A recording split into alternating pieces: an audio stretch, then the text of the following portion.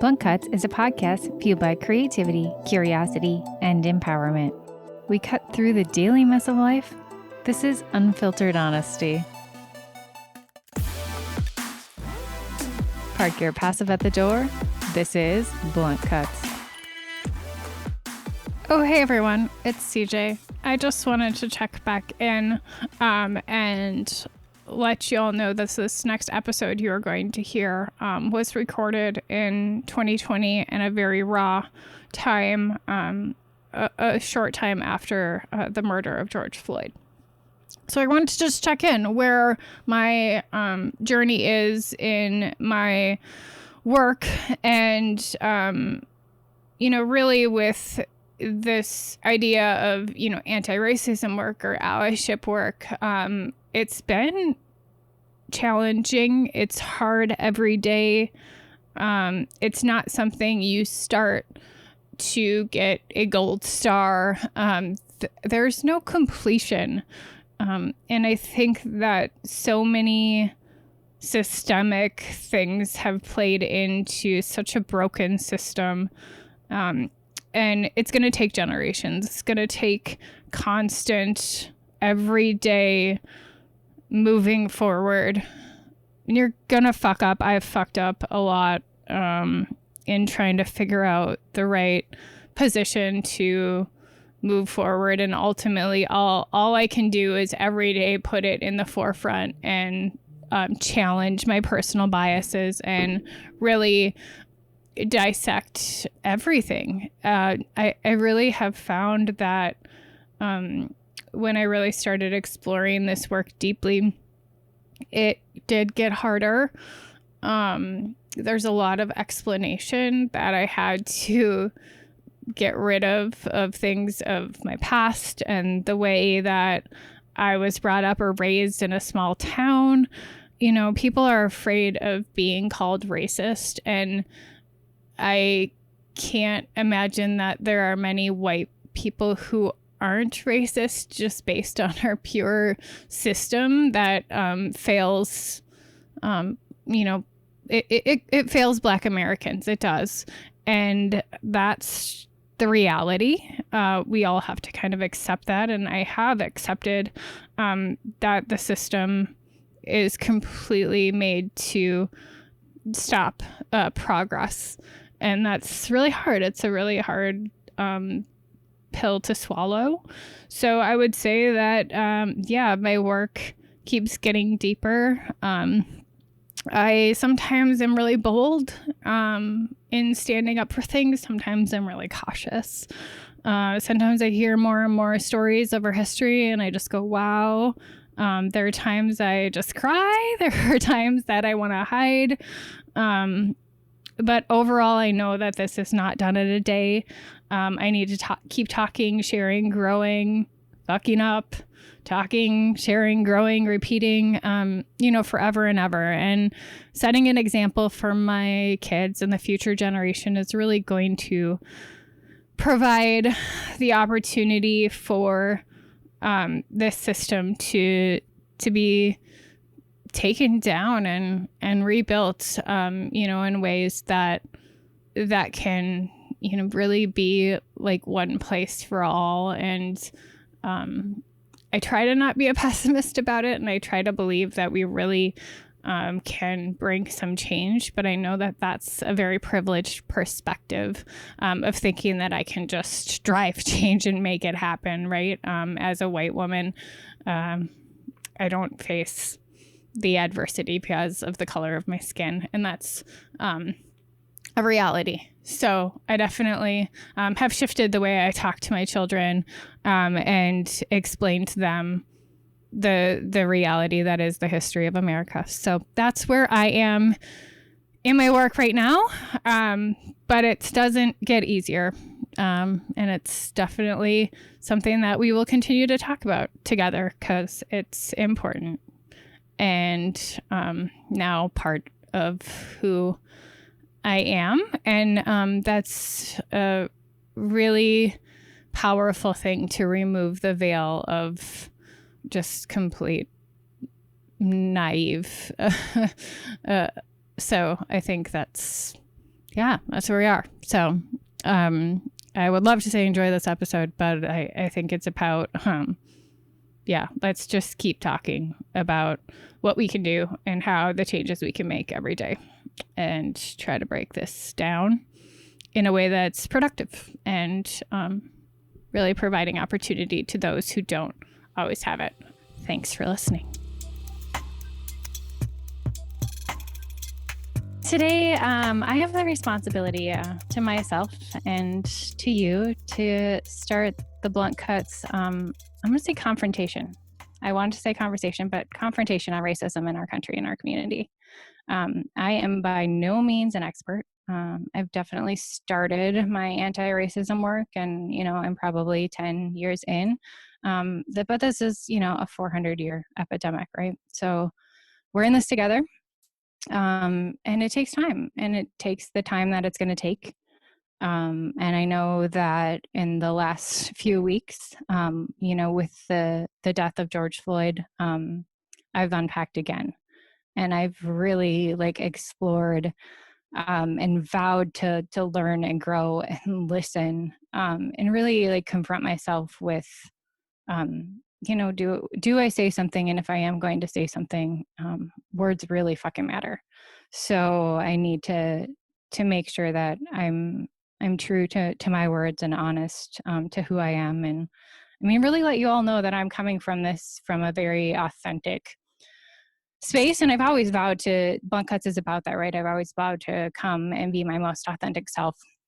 But it's hard when there are parts of yourself that you're not super proud of, or you don't know why they're there, but they're there. And I think that's really hard. And so, I've seen a lot of social media. I've seen a lot of white friends, declaring that, they are racist, and they know that that is a systemic thing, and they're working through that. And I've definitely been through all of the conversations of, no, I have a Black friend, I'm not racist. No, I love, everyone, or don't see color. I can think back in the times of my life in which these phrases came out of my mouth, or, the posting of a Martin Luther King quote, because everyone else was doing it. So I'm here today to just say I'm trying, and I'm going to do my damnedest to stand up for the people that I love, my Black community, my friends, my mentors, the people that have stood by me, that are every day thinking about things that I don't even have to think about, just because of the color of their skin. And I can raise children and not have certain conversations with my kids that Black moms have to have. And I think that's what really hit me, was the motherhood and this lens. And I remember I had just had Ava when Trayvon Martin was killed getting Skittles on his bike. And that's, that was a huge unpacking for me too as a mom. But when George Floyd called out for his mother and said he couldn't breathe, and then, weeks of listening to speeches and watching the front lines and watching the community come together around something that was so absolutely heinous and wrong, it's powerful to see everyone come together. And I want us to keep going. I don't want it to stop. So I've been looking, into a lot of different things, and I found this idea of performative allyship and authentic allyship. I'm just going to read a few of these things to you, because to me, I could see myself a little bit in that performative space, and I don't want to be that. So performative allyship, I'm going to read a few things. You're benefiting, optics, bandwagoning, PR, brand, public profile management, white fragility. You're resentful. Everyone's doing it, so I have to do something. Your statement appeared after you were called out. That's a big one. Virtue signaling. So showing your receipts, or I'm doing all of this, and here's everything I'm doing, yay me. Centering yourself and centering your whiteness. And I think that was a huge thing, a huge learning for me that I had to really unpack, was that idea of centered whiteness and how we do it so frequently without even fucking knowing, and just being so aware of that. That was a big one. So that's performative allyship. That's, not where we want to be. We want to be authentic. So I think authentic allyship, here are some, spaces and things: empathy, grief, outrage, check. You're taking risks and holding yourself accountable. Brand is no concern. Educating yourself, examining your own privilege and using that to help. Committed to anti-racist work. Not virtue signaling, and talking real action, and it's not about you. And sitting with discomfort. And I think that sitting with discomfort thing is such a big piece that's so necessary. And that can't go away. You have to really just know that you have every day to do this work. And as a white woman in America, in the suburbs, with an executive role in corporate America, I have a job to do. I have work to do. I look at my professional career and the things that I've been doing in the last few weeks. Our company kind of made a statement, and I didn't stand behind it. I think that was really hard for me, and kind of unpacking that of like, do I leave my job? Do I, and I've unpacked this with my boss, so he knows. But and I chose to reach out to my CHRO, who is a woman, and I was like, all right, this is our time as women to as mothers to really reclaim this conversation. And our company is white. It's very white. There's not a Black person in any executive role that I know in 22 countries. Maybe globally, maybe there is, but we have over 16 offices in the US, and there is not an executive or leadership or VP that's Black. That's a fucking problem. Especially when we work in spaces and I held meetings on diversity and inclusion. So I reached out and I demanded that we have a employee resource group, and that we start forming and start having these conversations, and we pull in networks of people of color to bring forward these conversations. We're all very well-meaning, well-educated white people. Like, we know shit's wrong. Like that check, we know that's wrong. But what we're not doing is we're not opening the door, and we're not changing the system, and we're not breaking things down because we're not bringing the right people to the conversation. And it's very easy to open the door, pick up a phone, and say, join this conversation. We want you to consult. We need your perspective. So I guess that's what I'm demanding out of my company a little bit, which is hard because we're in a state of, economic turmoil. Our whole country is going through a historic, well, the world, but, we're going through some crazy historic times of, probably the next great recession. And it's not an easy time to really speak up, but there's never going to be an easy fucking time. So I'm demanding some things out of my employer. I am starting first with myself. So really reading so much, and I'm appreciative of the curated collections that I'm now seeing on Amazon and Netflix, and there are brands, and I would call these performative allyship. I don't think this is going to be the way forever. I think these brands are responding for image, but however they're responding, I'm being able to get the content faster.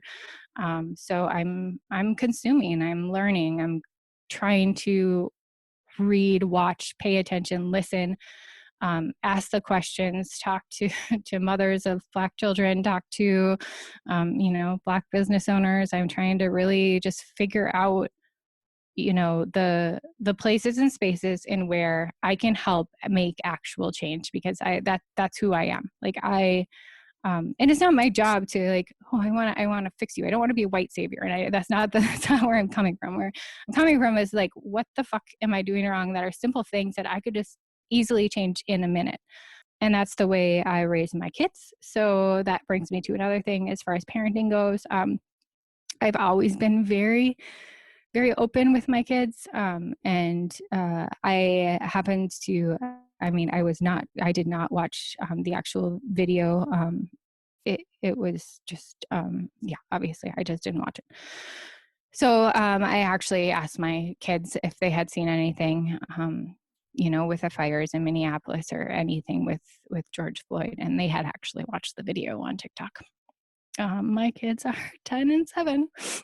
So I didn't know that. I mean, I know TikTok. I'm fucking in the space. I'm a creative director. I'm in the medias, but I didn't know how fast that would be there for my children to consume. So we talked about it. We talked about how absolutely wrong that is for, a human to do to another human. And they don't understand. They didn't know why. And we talked a lot about Black lives, and we talked about how this is not as, not something that you would really see in the reverse. And that's hard. And I think it's hard. Dash, his best friend, is Black, so he had a lot of questions. And he's just such a warm-hearted boy that he just had a lot of questions. And he was like, well, why didn't somebody, pull him off? And just all the things like out of the mouth of babes. Yeah, like why the fuck didn't somebody? Why? We all have these questions. And so as a parent, that's something that I'm working on and working through with my kids. And they're aware. They have to be. They have to know their privilege. They have to, and they have to know what to do with that. And we can change, and this world can change. And I really think that if we confront racism daily, like a daily way of life, like a daily fucking, this is like everything to who and how you're interacting. Somebody driving by, like, are you looking, are you thinking like, oh, is there somebody, like what is in your mind? What is your internal monologue around race? And if you're feeling, you're walking down the street and you see, as a woman, a Black man, does that make you uncomfortable? If that makes you uncomfortable, I need you to unpack that. These are things that I had to unpack throughout my whole life. I mean, I grew up in a place where there were no Black people. Like this was, and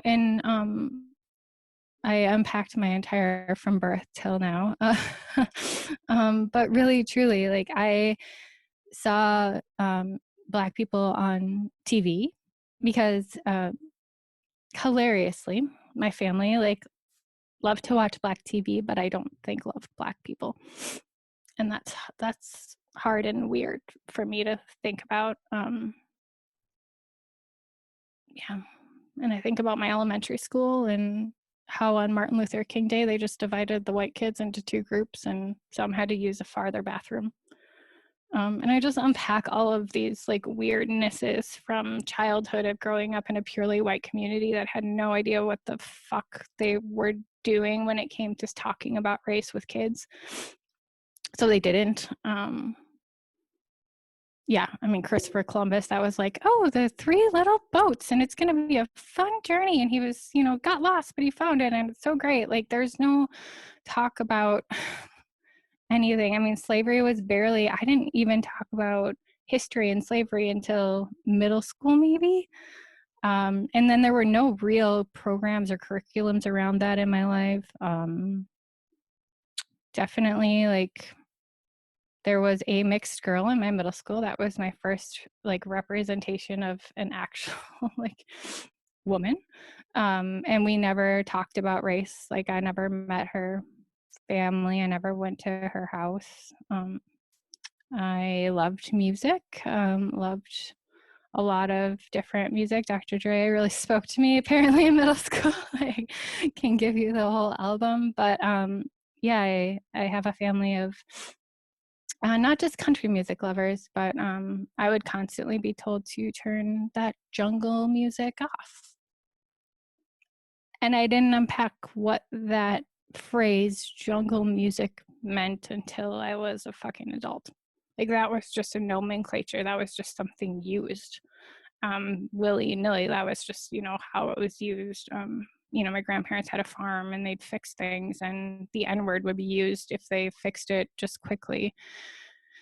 And blank rigged, like that's the terminology, that's the things and shit that I like heard but never processed as being like wrong. I that's how I heard. High school, lots of racial jokes and Confederate flags and trucks full of Confederate flags, and that's what I saw like that. And I didn't even necessarily like, I knew that the Confederate flag was from Civil War, and I knew that these people that we would deem hicks or more, lived a more country. I kind of lived in the country too. So, but like, that's what they were termed. Like that was a name of this group of people that would have these trucks with these flags. And yeah, I didn't even process it then. Right. So like, this is a glimpse into like where I grew up and, where I come from and what I'm constantly fighting. We're going to take a quick break.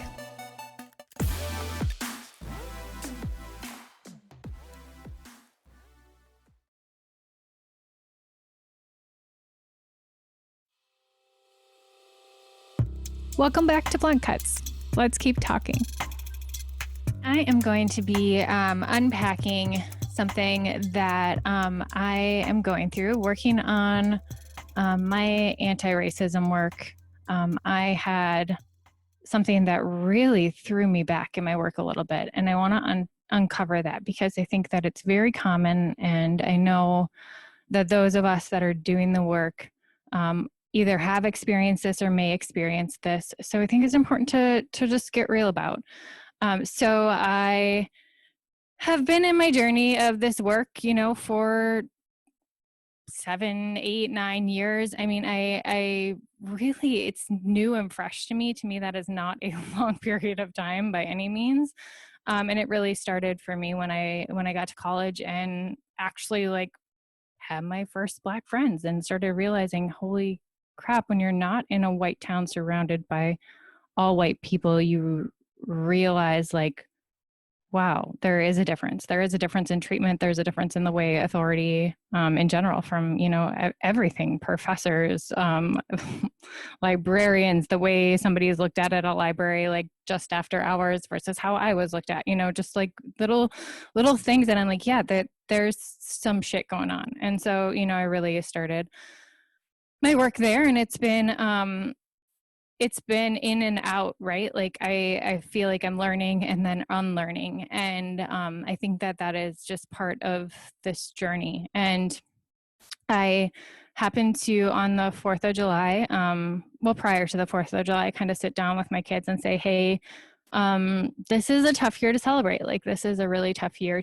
to celebrate much of anything. We're dealing with quarantine and COVID, and how would you all like to form a new family tradition of a family bake-off? So we decided to go ahead and do that, and that's what we did on the 4th of July. Traditionally, the 4th of July had always been one of my favorite holidays because it was surrounded by family and gathering and great food and fireworks and fun and parades and love. And that's what it always meant to me. So it's different. It was different this year. It felt different. So we decided to like, hey, let's just do a family tradition of a bake-off. So we did that. And my daughter picked out some awesome decorations, and we made, they wanted to do red, white, and blue. So we made red, white, and blue. And then they're like, hey, we should have a visual vote on Facebook. So I didn't think anything of it. Not one iota of my brain processed the fact that if I put onto social media my red, white, and blue bake-off and American flag plates and full Americana on social, that I didn't think about it. And I had a friend, a really good friend, and somebody who I look at as an incredible human that I know and love, and that is really, up to her head in her work right now, in her anti-racism work and her Black Lives Matter commitment to the organization and protesting. She called me out hard, and it was tough. So just to give you that context of like where that bake-off came from, and it was tough. It was a direct, I'm disappointed in you. You come to me for all of these resources, and you're continually asking me what you can do, and then you go and do this. And it hurt. Just a punch, big punch in the gut, right? So it's been a couple of weeks since then, and where I am is the fact that I didn't even think about it. That's where I have a problem in my work, and where I know that that's a fuck up.